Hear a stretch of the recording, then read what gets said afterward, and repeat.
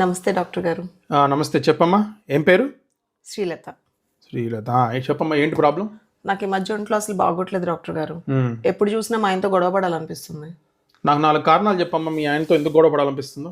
నాకు బాగా చిరాగ్గా ఉంటే గొడవ పడాలనిపిస్తుందండి. ఓకే. పాత గొడవలు ఏమైనా గుర్తొస్తే గొడవ పడాలనిపిస్తుంది. ఓకే. మా ఆయన మీద డౌట్ వచ్చినా గొడవ పడాలనిపిస్తుంది. ఓకే. ఇవన్నీ కాదంటే అసలు ఆయన నాతో గొడవ ఎందుకు పడట్లేదని గొడవ పడాలనిపిస్తుంది. ఓకే. నీకు బాగా స్ట్రెస్గా ఉంటుందమ్మా? అవునండి. ఎప్పుడెప్పుడు బాగా స్ట్రెస్గా ఉంటుంది నీకు?